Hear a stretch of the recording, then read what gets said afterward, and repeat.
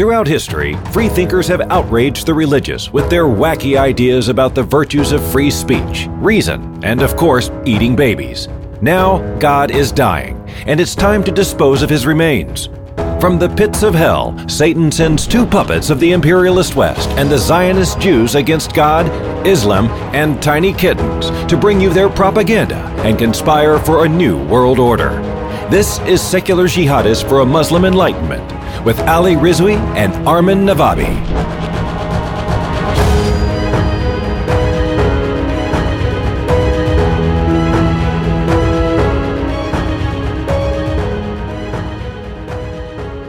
Hello, everybody. Welcome to another episode of Secular Jihadists for a Muslim Enlightenment. My name is Ali Rizvi. I'm the author of The Atheist Muslim, a Journey from Religion to Reason.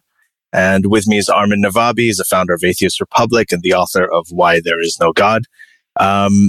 Today we're joined, as you know, by Nick Cohen. And Nick Cohen, for many of you, doesn't need any introduction. He is the renowned journalist behind the excellent recent radio documentary, The Silence of the Liberals, which discussed the blind spot that many liberals have when it comes to Islam and Muslims, and how many mainstream liberals and left-wing activists have failed progressive Muslims and ex-Muslims. He's the author of What's Left? How the Left Lost Its Way from 2007, which was praised by Christopher Hitchens as an exceptional and necessary book. And has probably gotten even more relevant in this time. Without any further ado, welcome, Nick. Thank you for joining us. It's great to speak to you. So I wanted to start with just the documentary, The Silence of the Liberals, which dealt with the failure of liberals to properly and responsibly, I guess, address the Islam and Muslims in general.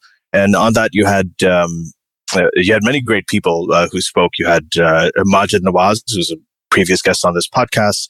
You had Maryam Namazi, who's the founder of the Council of Ex-Muslims of Britain. You had Peter Tatchell and many others.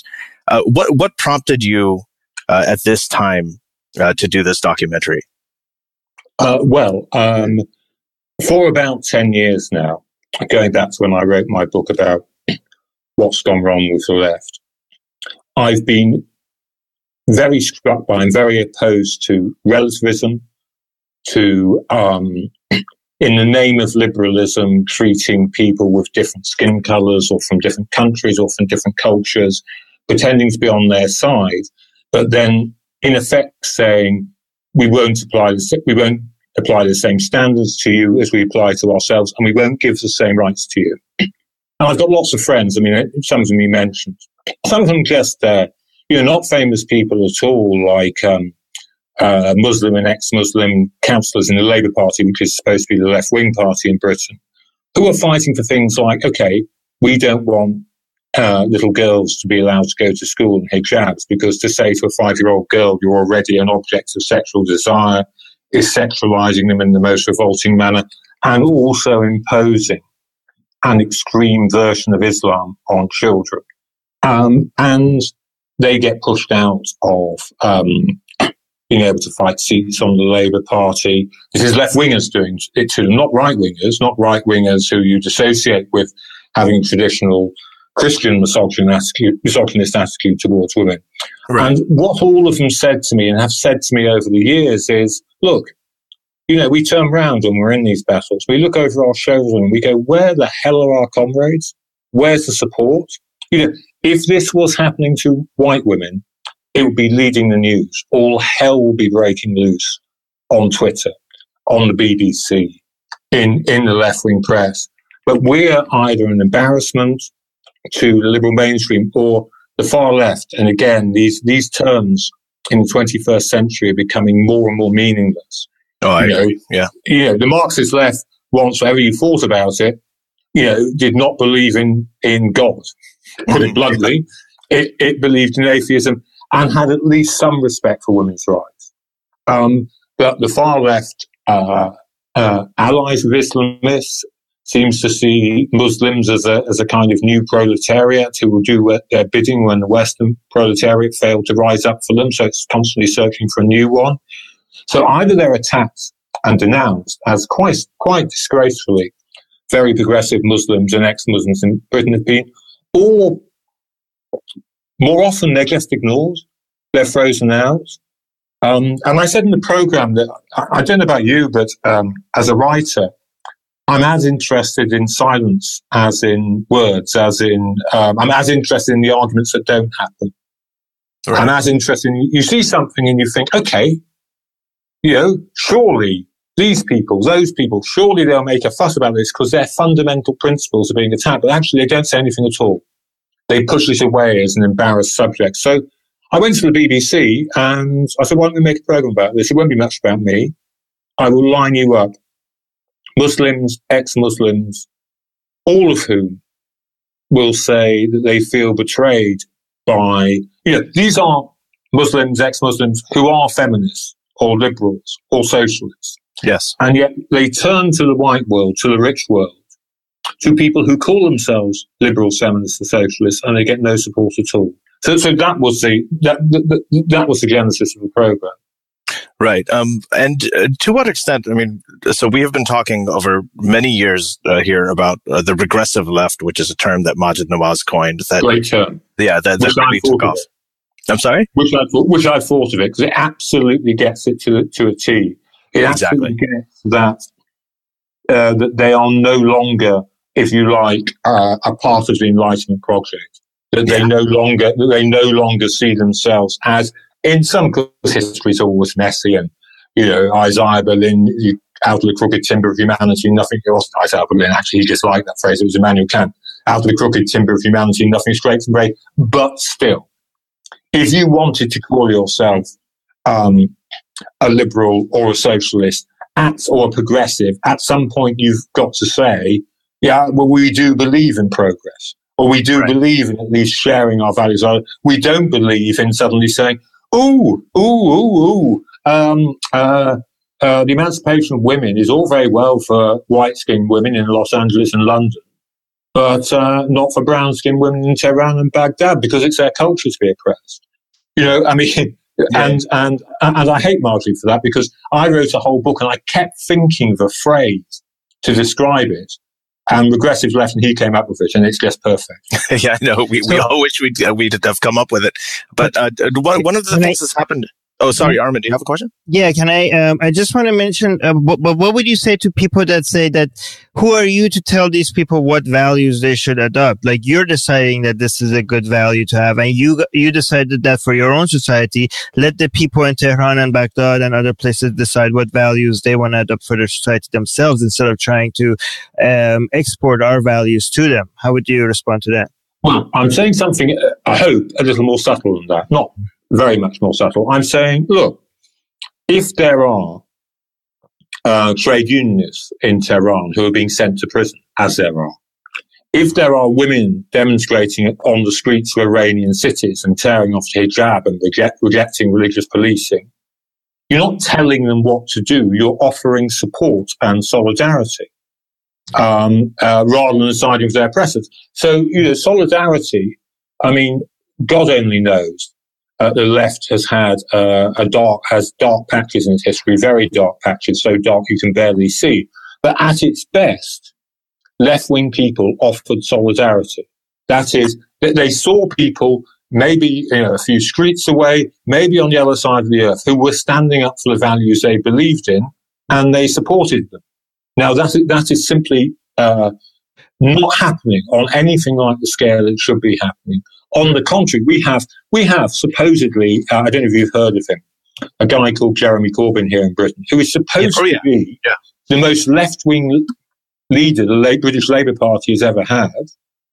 And yet he appeared, took money from Press TV, which is the propaganda channel of the Iranian regime, which under no circumstances, however twisted your logic, could you say was a progressive regime? It's a regime which institutionalized the clerical subjugation of women, has the death penalty for homosexuality on the statute books, jails trade unionists, I said, persecutes ethnic minorities. And yet, on the left here in Britain, hardly anyone. There's people like me who just say, hold on a second, look at this phony. He's going along with the reactionary theocratic right. And yet you've made him leader of your left-wing party and praise him for being more left-wing than else. But yeah, I have to say, so deep as the rot set, and so long as the locust eaten here, but most people, left-wing people in Britain say, well, what's your problem? You know, we can't see a problem with that. So, to answer your question, I'm not telling people in Iran how they should live their lives. Not that they'd listen to me anyway. What I'm doing is saying in Iran and in London, in Manchester, in Toronto, in Los Angeles, New York, wherever, if you have feminists, socialists, liberals from another community, you support them, you listen to them, you take on their struggles as your struggles. You don't ignore them or diminish them. But if as a Western country, and by the way, I don't believe in the things that I'm saying. I'm just playing devil's advocate. Sure, yeah. I'm just saying, if a Western country supports dissent in these other countries, they're basically getting involved in meddling in other countries' internal affair. Even if these people are dissenting, they are basically violating rules of a country that they decided. They came up with these norms and standards. We might not agree with them, but that's what they came up with as a society. And it's none of our business what rules they come up with and what norms they, they. Well, I hate to break it to your listeners, but being a liberal, the one thing you can't do if you're a liberal is mind your own business. We're nags, we're interferers, we're minding everyone else's business. If you see oppression, you don't just say, oh, well, that's some other country. We'll ignore that, or you shouldn't do. You shouldn't say, well, why are you campaigning for release of political prisoner? What business is that of yours? That is traditional isolationist conservatism, which, has now come to the fore with Donald Trump in America. And the second point, the second answer to anyone who were to say that to you is, well, no, it's not just about what happens in Iran, is it? It's about what happens in London, where I live, where exactly the same arguments are being fought out in ethnic minority communities. But exactly the same type of people are using theocratic justification to cram people's lives, right, to deny people's aspirations. So in a sense, you're interfering in your own country's business as well. Right. But the regressive left might say this is not your liberal ideology talking. This is your colonialized UK thinking that you have the right to interfere and tell other people what values is superior to. Yeah, the whole imperialism thing. Yeah, the whole. Yeah, well, but I mean, here's an interesting thing, Alan. When Britain was an imperial power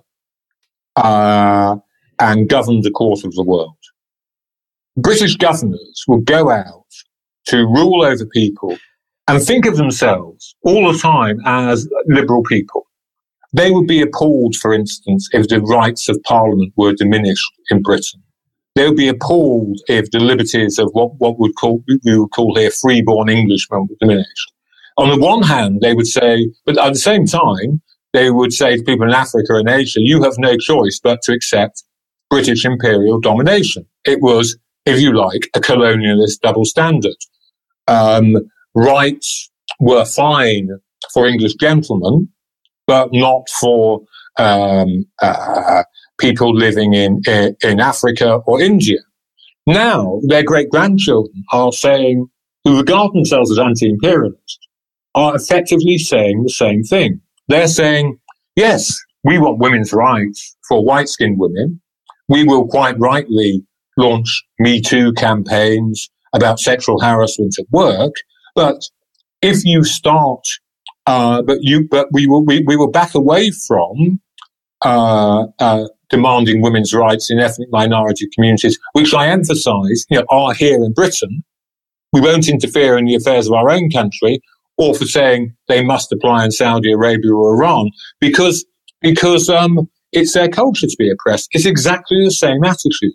It's a kind of reverse colonial attitude. Right. I wanted to move on to... We're all dressed up in the theory of the postmodern leftist academy.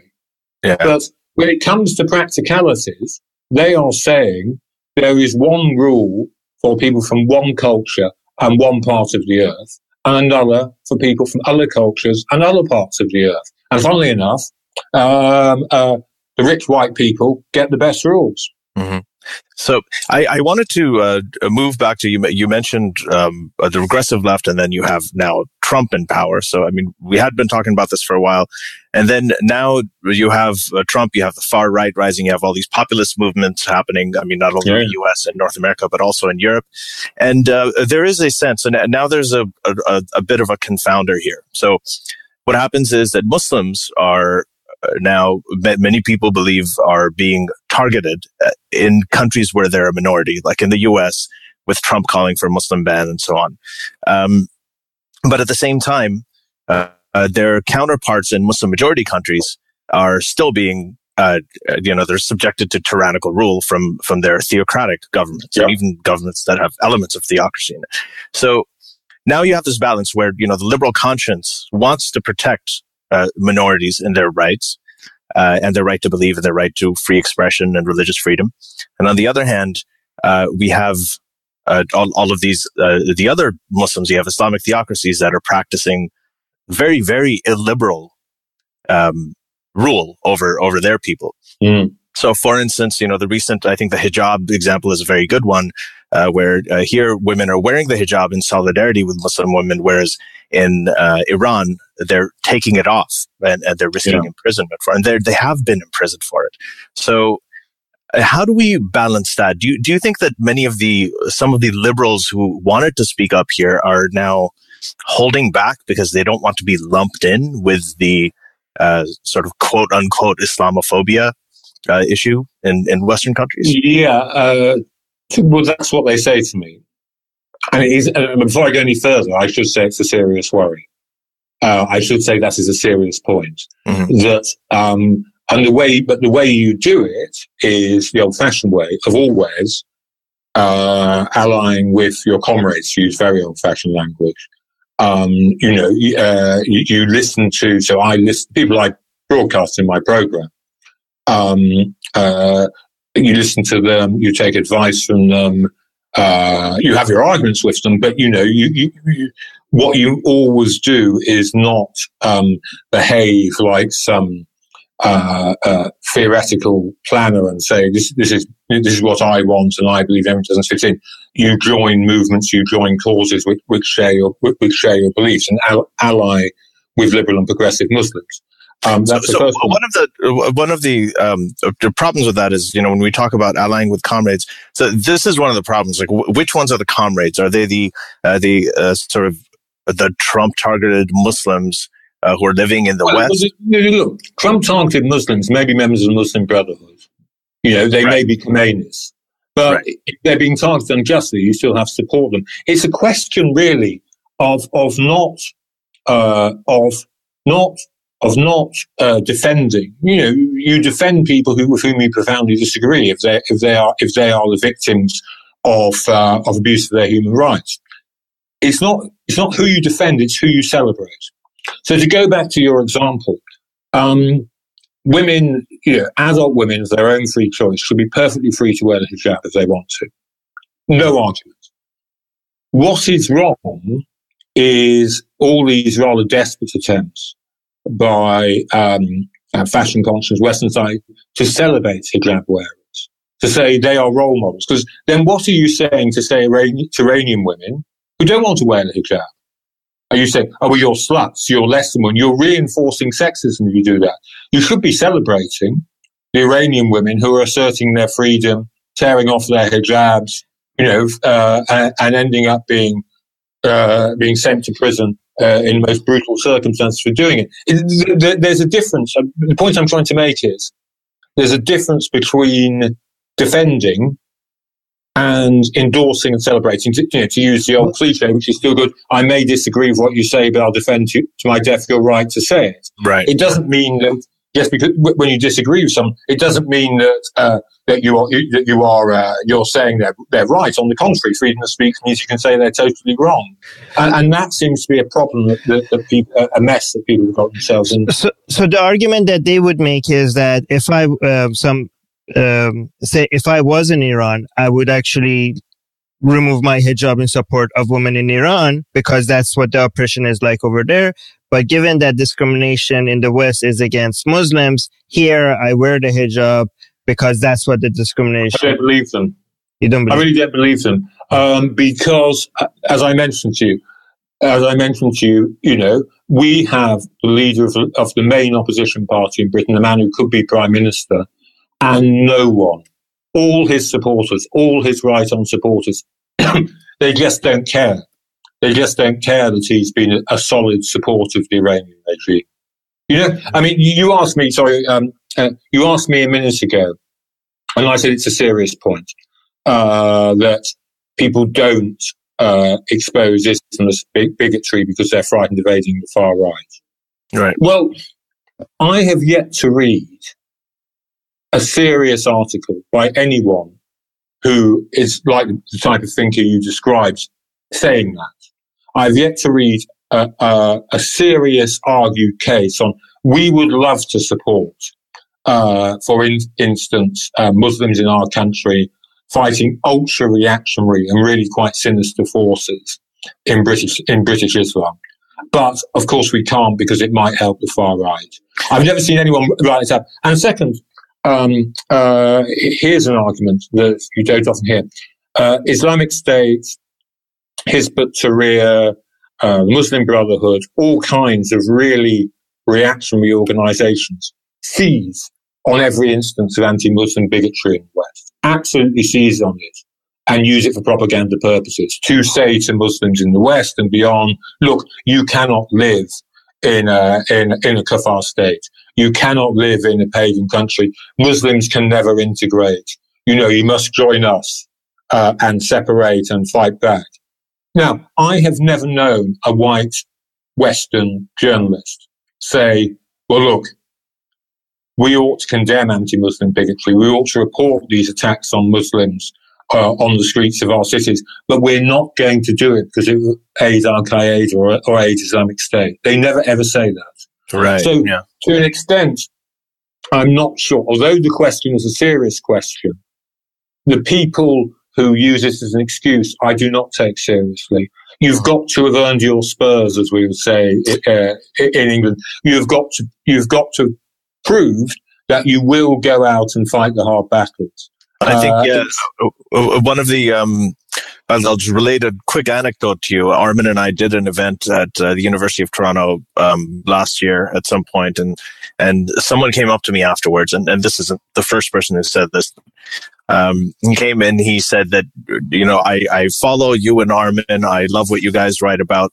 The only problem is and this is a young white man, and he said, I just can't share it on my social media networks because then I could get in trouble at work. You know, all my friends will call me racist and so on. So I know that they don't necessarily write these articles, but I've had many people write to me privately or talk to me privately and say that, you know, this is a concern, especially white people. They say, you know, when you say it, it's fine because it's your people, it's a part of the world that you came from. I mean, some of the people I interviewed and know here in Britain, for instance, there's a very, very brave woman called Sarah Khan, who's a British Muslim, and she was repulsed by the Muslim Brotherhood in Britain. You know, she was around its fringes and then thought these are disgusting people. And she's been campaigning for women's rights in minority communities in Britain. And, you know, unfortunately, she's now been given a government position on one thing, but it's a Conservative government that's given her that position. A left-wing government in Britain would never have given her position. So there you go. What's left? What's right? You know, as I said, these terms are becoming increasingly meaningless. But she would tell you that she's gone as a Muslim campaigner for sexual equality and been accused by white women of being an Islamophobe. She said, "But I'm a Muslim." So in a funny way, you know, they get it from both sides. Yeah, I've been called a white supremacist, by the way, online. Sorry? I have been called a stealth jihadist and also a white supremacist. That must be a new one, wasn't it? Often in the same day. It's amazing how that happens. And Margie Nawaz, who you were mentioning earlier, he's a Muslim still. Yet the Southern Poverty Law Centre, which was, I think it's disgraced itself, but I mean, it was a venerable institution in fighting for civil rights in the American Deep South, draws up a list of Islamophobes and put Margie's name on it. So you've got a situation where right leftists in America who aren't Muslims are telling actual Muslims that they're an Islamophobe for fighting for human rights. And the same thing. I don't know how badly am I allowed to swear on this program? I'm sorry? How badly am I allowed to swear on this program? Oh, you can swear as much. This is a podcast. Oh, yeah, that actually encouraged. I cannot begin to describe how utterly fucked up it is. Yeah, we agree with you. And I think when you were talking about Sarah Khan and how she was supported by the conservative side and not the liberal side, it's a very similar story to Ayaan Hirsi Ali, who also is on the Southern Poverty Law Center list as an anti-Muslim extremist. And this is obviously a woman who has a story. She's from Somalia. She's a black Somalian. She was subjected to FGM. She escaped a forced marriage. She came here. For people that don't know, sorry, for people for the audience that don't know what FGM means. FGM is female genital mutilation. So when she came in, she has a certain narrative and a certain story where she comes from, and and she was given support by conservatives, but not by liberals. And I often feel that the vacuum that has been left by liberals not addressing, and I identify as a liberal as much as you do, by not addressing this issue in a moral and responsible way. That vacuum has been filled opportunistically by, a lot of these far right, the Trumpers who have addressed it in a xenophobic and a bigoted way. I mean, one thing, and I think it applies across the political spectrum, but it's particularly an acute problem with the call-out culture of the left and the demands for orthodoxy and purity. Is that people on the left think, well, we will have our arguments and our Twitter wars, and we will decide what is politically correct and where the intersectional lines fall as they divide up humanity. And they don't think that outsiders are watching, and they don't think that if they say we're going to duck a problem, the right wing, or in the case of Trump, I think it's fair to say the far right wing, will seize on it. Don't think that you can bury these issues. Don't think that you can run away from them and say, well, it's all too difficult, because then your political opponents will seize the opportunity, because the issue is still there. Islamist bombs are still going off, are still going off. And if the left doesn't make a very, very clear distinction between Muslims who just want to live in the country, Muslims with ideals which are essentially secular, and ultra-conservative Muslims who may not ever plant a bomb but will make the lives of people around them very hard and miserable, and the actual bombers, then the right will do the job for them. And that is what has happened. But then some people will say, why is the fact that these people Muslim even an issue? Like, why would we even bring that up? Like, we should be against these, we should be against homophobia, we should be against sexism, we should be against, anybody that encourages terrorism and violence, regardless of their, being a Muslim or not. So why do we constantly bring attention to the fact? I couldn't agree more. And in fact, I absolutely agree. And if you look at, but the argument you're making is the case for universal human rights. You're saying, look, there are some really, really awful versions of Judaism, and of Christianity, and of Hinduism that, share, and they have more in common with the worst versions of Islam than they have differences. However much they might say we're anti-Muslim, blah, blah, blah, blah, blah. You condemn those with equal force. And you ally with Hindus and ex-Hindus and whoever who are fighting. I couldn't agree more with that. My problem and the argument I'm making is that that's just not what's happening, and a legacy of relativism of the very peculiar version of multiculturalism. Again, multiculturalism is a very treacherous term. You're in Canada, it's a multicultural society. I'm in Britain, it's the same. But the type of multiculturalism we both have, really, and the United States has, puts people in boxes. The Muslims, in this case. Mm. And the implication is they all think the same, there are no political differences, there aren't real political and religious arguments. And that, again, is highly reactionary. It's certainly very illiberal because, as I said, it allows when a Muslim woman in Toronto says, well, I'm not having this. I don't want my husband chosen for me. I don't want to wear the hijab. The people who ought to be supporting it to say, but that's your culture. And it is Islamophobic of us to support you and oppose that culture. And have you getting a lot of backlash for this documentary that you made highlighting these? And do you think, like, in general, a lot of people in the UK and other places do you think that people are afraid of talking about these, or is that changing, or more and more people are thinking that it's enough and speaking out? Well, I wish more people were speaking out, first of all. I'm afraid that's not the case. Do you think they want to speak out, but they're afraid of the consequences, or they just generally think that you shouldn't talk about these things and this is racist and this is... Well, I mean, there is fear, and a little fear goes a very long way. There is, and it is exaggerated, but it is real, and it's stupid to duck this. There's the fear of being attacked or blown up. It's what happens in Europe is nothing compared to what happens in, say, Bangladesh to atheists and humanist bloggers in Bangladesh or Pakistan or what have you. But, Charlie Hebdo's offices were mowed down.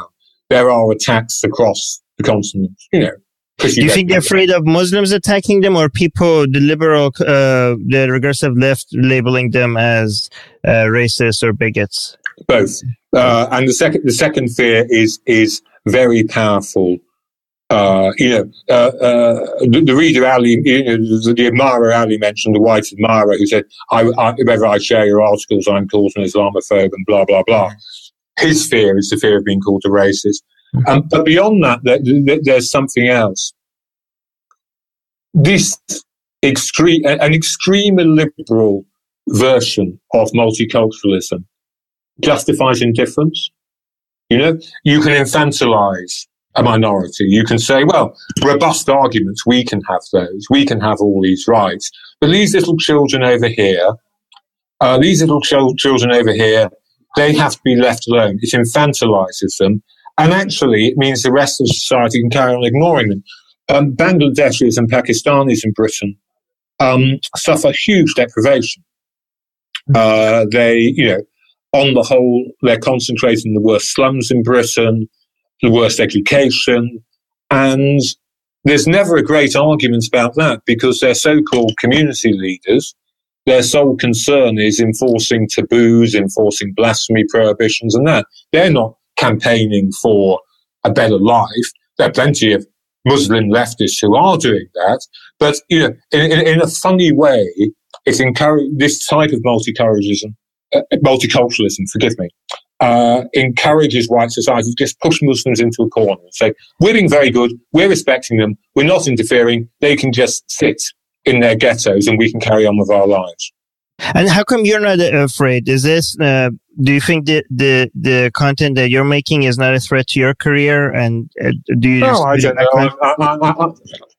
I'm getting too old to worry about my career. Also, I come from a very traditionally left-wing background. I was brought up in a very, very argumentative family. And, I don't know, it's hard to say this without sounding, vain, but I've always believed whatever I'm writing about, that you've got to, as a writer, tell the truth as you see it. you can't write well as you like with one eye over your shoulder, always worrying about what other people will think. You've got to try your best to explain yourself to your readers, but you're no good. And you can always tell when people are writing to order because their editors told them to write this, or all their friends on Facebook expect them to write this, or their company expects to. It's never any good. It doesn't mean that if you write and you express yourself in some romantic, personal way, what you produce will necessarily be good. But if you write out of fear or out of determination, go along with orthodoxy, consensus, I guarantee you that what you write will be bad. So, but if you shouldn't be afraid of writing out of fear, and you, I don't know if you remember, but you recently retweeted Yasmin Mohammed, right? And there was this a bunch of people from the regressive left, as we call them, came to you and they tried to intimidate you to undo the retweet. I was taking the piss. Sorry, can I say taking the piss out of them? Yeah. I think that's all. Can I say that? Okay, yes. I don't actually. Oh, yeah, I do remember that. But that kind of thing happens all the time. But I imagine being myself in my 20s now. Imagine being a 20-year-old now. Right. Maybe that would worry you. I mean, there is the call-out culture on the left is the whole time is like people can't say, here's a great movie with a good liberal values in it. Yeah, no one gets any kudos for saying that. What they get kudos for saying is, well, everyone thinks this is good, but really, I want to reveal the patriarchal, racist, homophobic attitudes underneath. And a wonderful American writer wrote that the whole Anglo-American left-wing culture is now full of police spies, of coppers narcs, of grasses, of people constantly looking to ways to fit someone up, frame them. It's not a bracing place to live. I can understand all kinds of reasons of modern society with Trump, with the young suffering so badly since the Great Crash, why people would want to be left-wing through economic and political circumstances. I can't see how anyone can enjoy being left-wing at the moment. Mm-hmm. I mean, it's riddled with sectarianism and pettiness and puritanism and finger-waving and finger-jabbing and self-righteousness. I mean, it's awful. I mean, if the left were a neighborhood, you really wouldn't want to live there. Mm. Now, I wanted to just follow up again on this, because this was a very popular question with some of our patrons as well. And Yasmin has been a friend of ours as well as a previous co-host here. So, her story is that she was forced into a marriage with an Al-Qaeda militant. She got out of it. She eventually became an atheist and is a proponent of secularism. She's certainly sort of, her political views, they may not align with even us all the time. And she's often centrist, but I wouldn't call her far right. But many of the people who really supported your documentary, a lot of the ex-Muslims that we heard from. She's a liberal. Yeah, she's a liberal. She's many of them who really supported your documentary. They wanted us to ask you about that unretweeting thing, because they felt that you may have caved into pressure from some of these the people that you're talking about, the sort of call out culture and so on. But I know that when you did it, you also sort of admonished the person who was saying it as if you don't have anything better to do. So, but I think people took it a lot more seriously. Sorry. There's apparently a law, Godwin's law, that all debates on Twitter always end up with Hitler. I heard that, so I don't think it's true. It's called Poe's law, which is irony never works on the internet. So I had these wankers. I can say wankers because people. Yeah. Oh, I think we lost. Did you lose the connection? Tweeted. Would that make you happy? Would that make you fulfilled? Would you think you'd spent your day on earth for some purpose? So. And I teased them a bit, and then I retweeted or unretweeted. I can't even remember. But again, this is. I'm sorry if Yasmin is listening. I'm sorry. In fact, what I'm going to do now, as soon as this program, I'm going to find this woman. I'm going to go through her Twitter feed and retweet her constantly. I don't think it was her. It was really more the other people. No, that's great. That's good. What's the name? So Yasmin Mohammed. Yasmin Mohammed. Right. His Twitter handle is. I'm going to retweet it. I'm going to make a statement. Okay. Let the mighty tremble. So anyway, coming off of that, I wanted to talk a little bit about free speech, which has weirdly become politicized. So we had this, I was talking to some university students recently, and we were talking about having talks at their universities. And I said something about liberty. They're like, oh, don't say liberty because people automatically associate that with right wing. So liberty, free speech, automatically associated with right wing. Here in university culture, diversity, equality are sort of left-wing thing. And I was wondering, I was like, why can't you be in favor of all of these like we used to? I mean, these are all liberal values. So right now there's an issue with free speech that many conservatives have latched onto. And, you know, it's arguable that a lot of these far left activists may have helped enable that, even though they may not be completely responsible for it. But I wanted to ask what you thought of this today. As we right before we went on, Tommy Robinson, for instance, was banned on Twitter, and he's somebody who I don't agree with on most things. But I feel that when they do that, when they censor people, it makes them into free speech martyrs when they're much better people who are deserving of that status. And then they are given other platforms, not necessarily because of the merit of their ideas, but just because they're being censored. And how serious is this? Is this a problem for left and for the liberals who are? Well, there is some arguments about that, about how bad attacks on free speech are. In our millennials, there's these kind of terrible generation who all hate free speech. There's not a lot of evidence to support that, first of all. Second, with Tommy Robinson, look, I take a classic John Stuart Mill view on this. Mm-hmm. You have freedom of speech to express opinions, including loathsome opinions, blah, blah, blah, as long as you don't incite violence. Well, I have to say, here in Britain, you know, maybe a case can be made that Tommy Robinson does incite violence, you know? Mm-hmm. And his followers do engage in violence against Muslims. I'd like to see it proved in the court, but, you know, there is a case that can be made. What's that case? I don't understand. When did he say that? The point I'm making is this. People throw around free speech, the phrase free speech. But the argument, which is rejected as much by what we now call liberals as by the far right, is, yes, political free speech has been fought for since the 17th century, and the limits on it are meant to be very few. But one of the limits is you can't say, I'm inciting people to come and burn down your studio because they disagree with your free thinking, because they disagree with your atheism, because they're Islamists or, I don't know, supporters of the regime in Tehran, and then say, but that's just my free speech. But is there a record of people like Tommy Robinson doing that? Sorry, I don't know. I haven't studied. I didn't know you were going to ask about it. I haven't studied the case, but I do think that there's certainly a record of the English Defence League and support of the English Defence League, which was the organisation he led. Being violent, being threatening. So, you know, that is a restriction on free speech. Here's what's odd, though, is that is not except the far left. What we're talking about, they don't accept that either.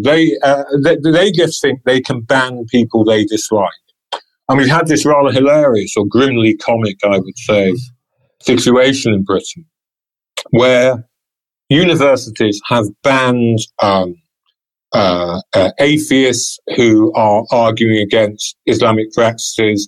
They've banned old-style radical feminists who were arguing against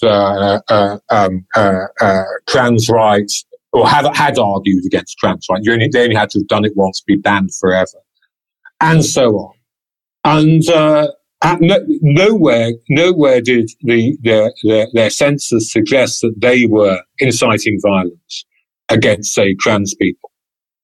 And then the right-wing government we had here in Britain said, all right, there are lots of people going to Islamic societies on campus who pour out all kinds of filth about women, Jews, gays, and what have you. But they're not inciting violence. They're not actually advocating that people join IS. We want to ban them too. And the universities went, oh, no, you can't do that.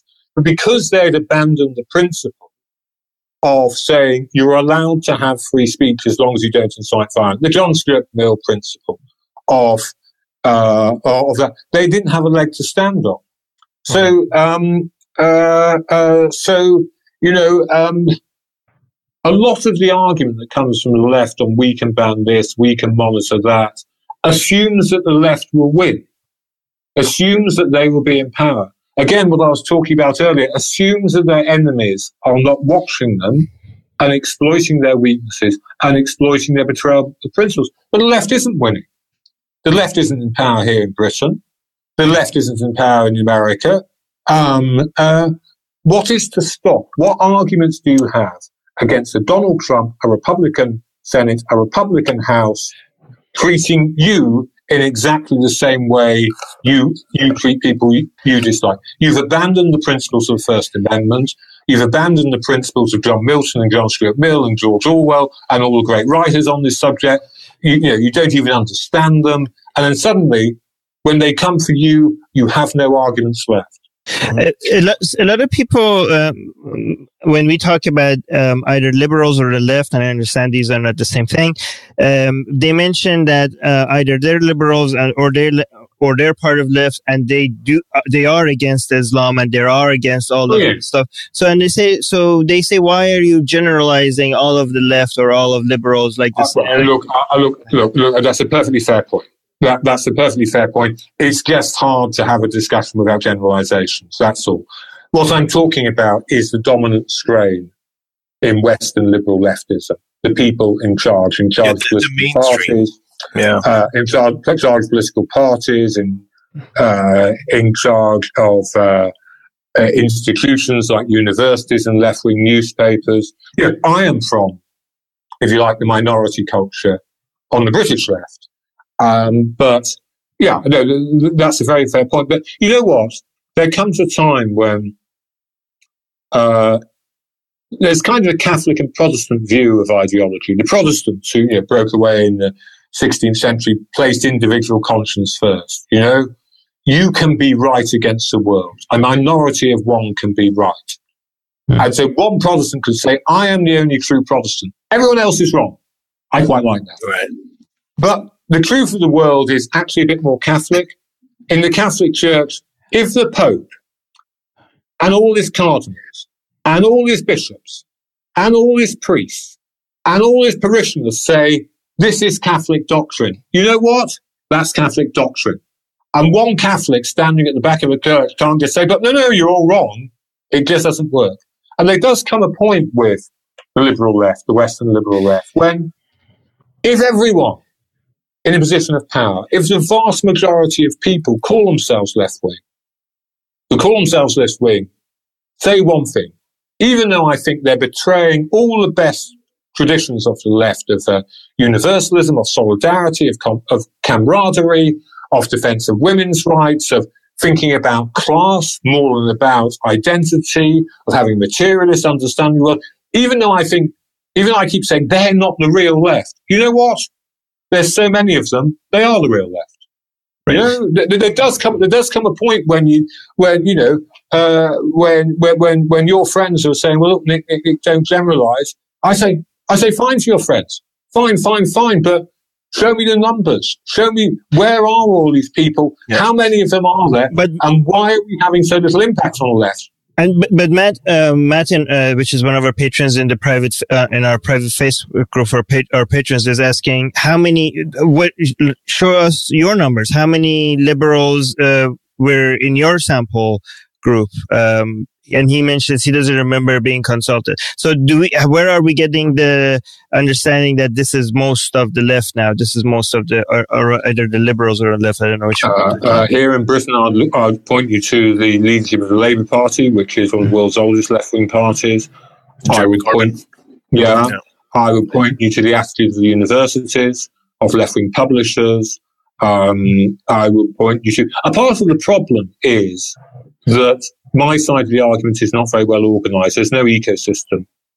There's no trade union or university or political party that backs the kind of ideas I'm talking about. Lots of people agree with them, but they're not organised. They don't control institutions. How many people agree with them, I don't know, because how can you determine that? I would add something else to your patron as well. Politics, we're going through a period of extraordinary turbulence in world affairs, particularly Western affairs. Things are going to shake out.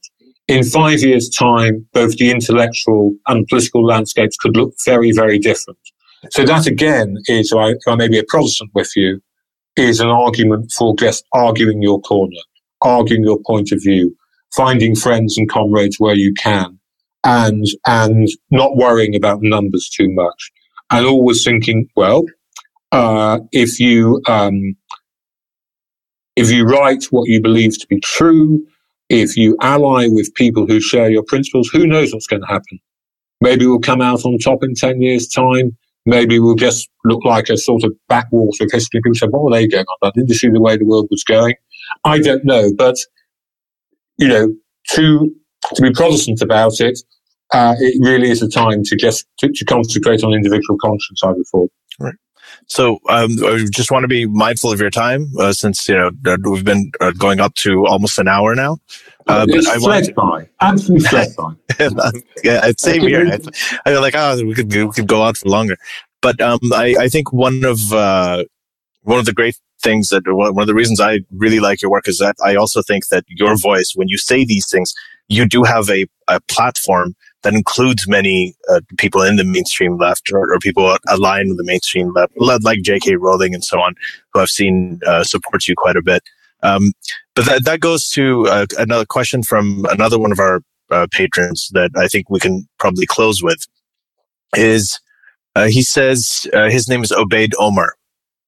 He says, do you think the current left/Islam alliance is a continuation of the phenomenon that you described in What's Left in your book?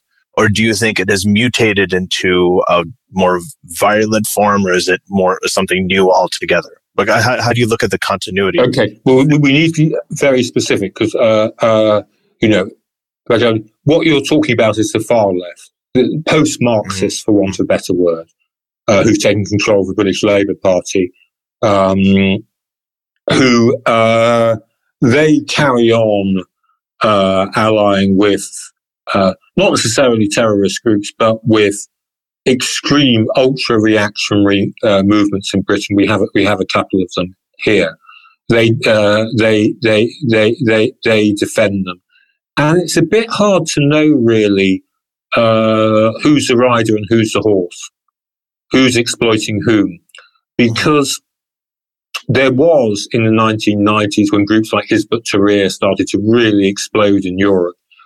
There were Leninists, Trotskyists who said, we can use them, we can go to them and convert them to Marxist-Leninists. This is a supply of recruits. The exact opposite has happened. No one really talks or believes in Marxism anymore, but lots of people who still call themselves socialists are endlessly apologizing for, making excuses for, pushing the propaganda of Islamist movements. So, as I said, who's in charge here? Who's the monkey? Who's the organ grinder? It's quite hard to tell. I don't know how that is going to play out. They are more careful now about it than they were 10 years ago. I mean, 10 years ago, not just on the far left, but way into the liberal mainstream here in Britain, you would hear endless apologia for really, really ultra-reactionary groups and ideas. That has calmed down a bit and has in some ways got better and has been more confined to the far left, if you can call it a left, as we keep saying. But I don't know how it's going to play. In Britain, at the moment, you need to understand, there is a genuine belief among Jeremy Corbyn supporters that they can come to power. They think they can win. Right. If they don't, and if they're beaten, I think they're going to turn really very nasty, and all kinds of strange phenomena are going to come out. But at the moment, they seem to think, well, we're just one last heave away from having a Corbyn government in Britain. I don't see it, but who knows? Journalists can't see the future. Viewing it from here, from across the Atlantic, the way that we see this, we see Sadiq Khan, who's been elected a mayor of London and who has a lot of support from, many of my friends. This is the thing. He's a fantastic guy. I'm proud to have him.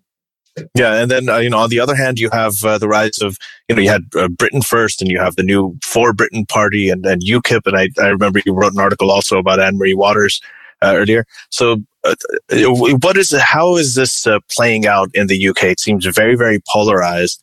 You made the documentary and you said that you couldn't get a lot of people, you couldn't get anybody from the left to comment on it, from the mainstream left that you were discussing.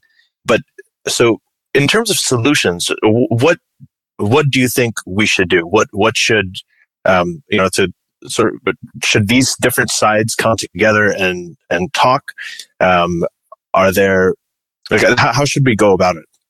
Well, I would say, particularly for your audience, particularly for your audience, right. I would say it's very important to form alliances.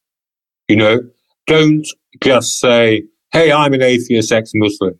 The only people I'll talk to are fellow atheists. Talk to secular-minded Muslims who are as fearful of the extremists as you are. Talk to secular-minded Christians, Jews. Don't get into. You mentioned Christopher Hitchens earlier. I love the man dearly. I wish he was still alive. Yeah. I want to read him every week. But Christopher's argument that religion poisons everything was just balls.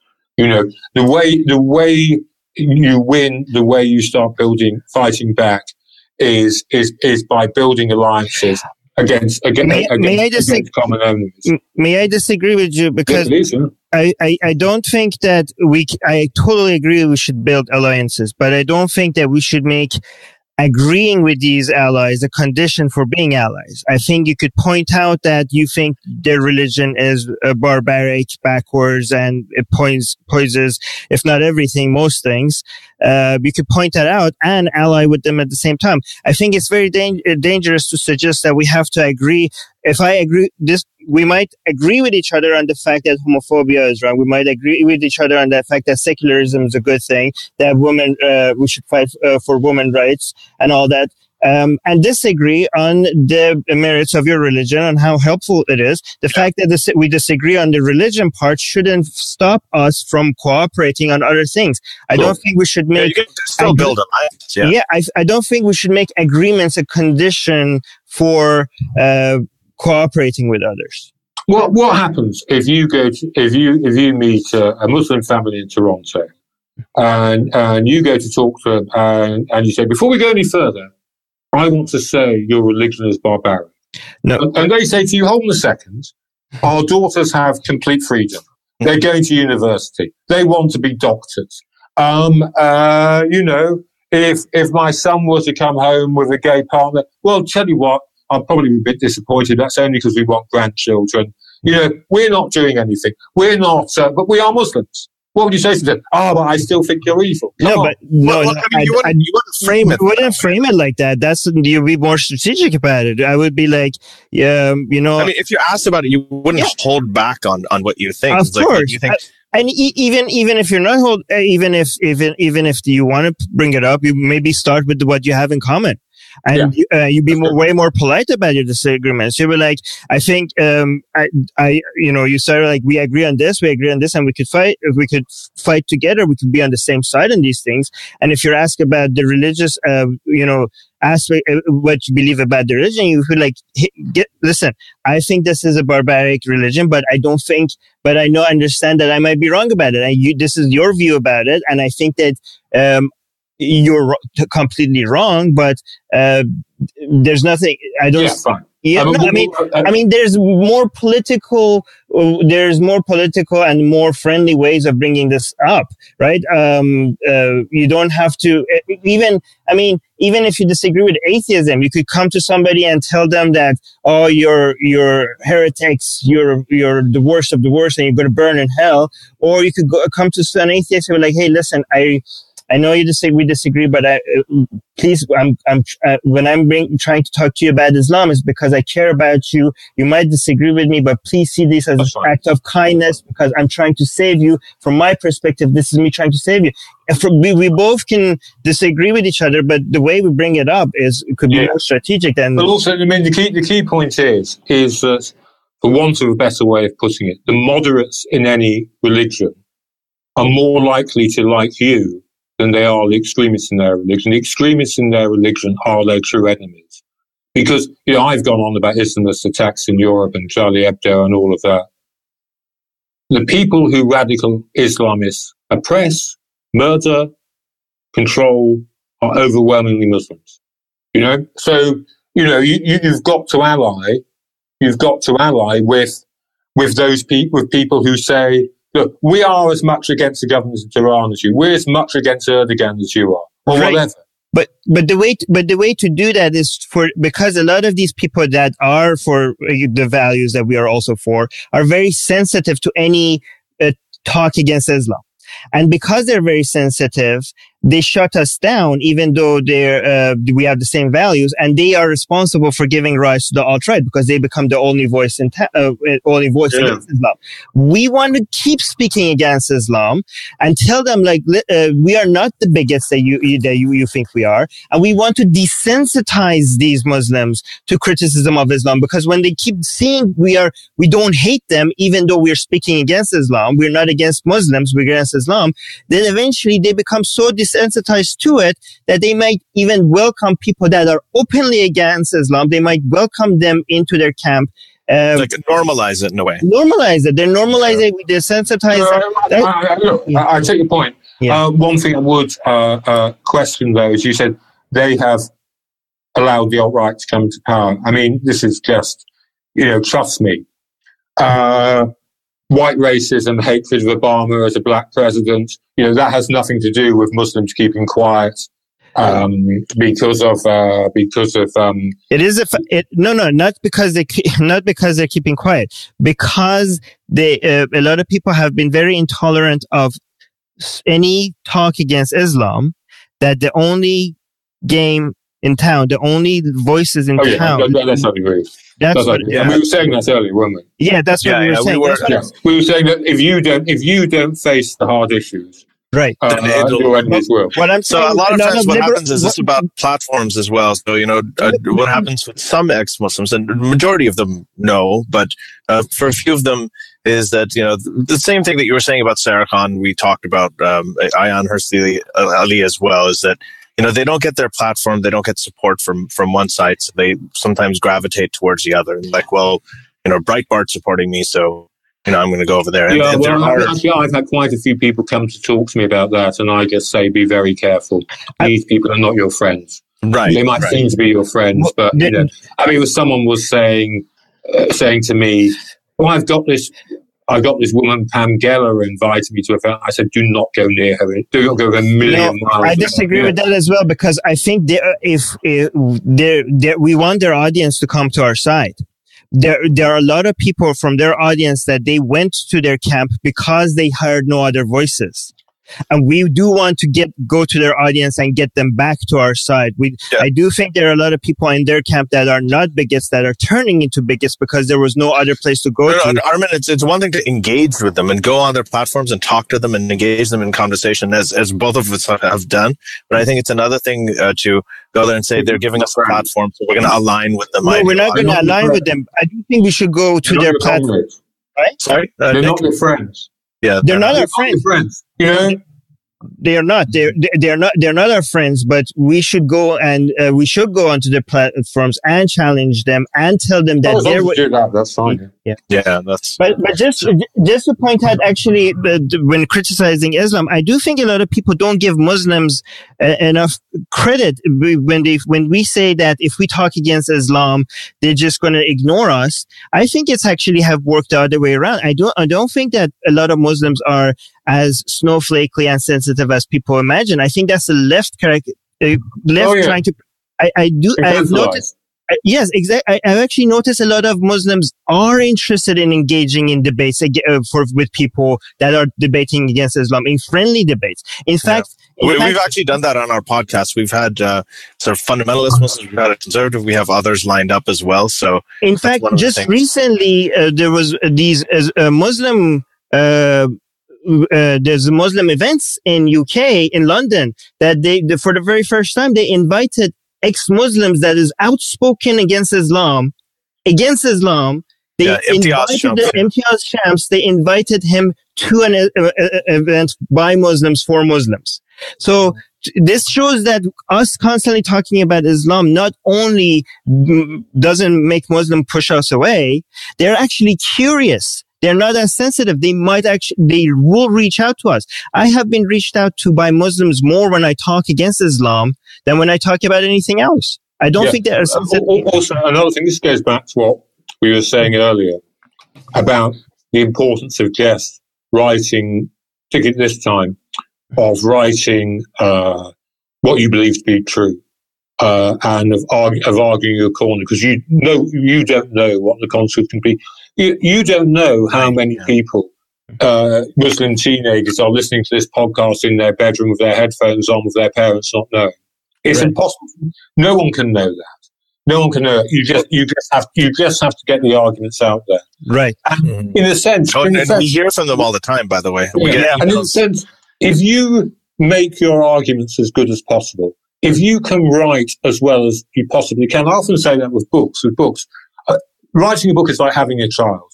You take as much care as you can. You try and set it for well. Then you just send it out into the world, and you've no idea what's going to happen to it. And in a sense, it's not your business what's going to happen to it, because you have done your job. You have tried your hardest to put your argument over, and that's why I recoil a bit from people saying, well, how many people support this? How many people do that?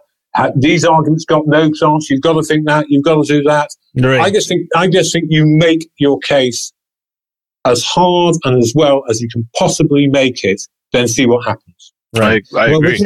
We can tell you that we see our downloads, and we do get a lot of downloads in Saudi Arabia and Egypt. Pakistan. Pakistan. Yeah. So, and you are, I think that your documentary and your work has been very, very appreciated by them. So, and thank you very much for being a voice. And, that's what we generally wanted to say. And we thank you for coming on and engaging us in conversation. Yes. And I hope there's more. I hope we continue to speak. Okay. Well, look, thank you very much. And thank you for having me. Yeah. And thank you. Yeah. You've been very generous with your time. And we know you're very busy. So thank you so much. Don't worry about it. All right. Okay? All right. Okay. Bye. Thank you so much. Take care. Bye. Bye-bye. Bye-bye. The secular jihadists have been made possible thanks to the Illuminati and the covert support of Israel and the CIA. That's what we have been told, but we haven't received our checks yet. If you like what we do, please support us. Share the podcast with your friends. Write and tweet us with topic and guest suggestions. Or head over to secularjihadist.com and give $1 or more for exclusive access to live video. Have your questions read and answered on the air, and more. Till next time, may the flying spaghetti monster be with you.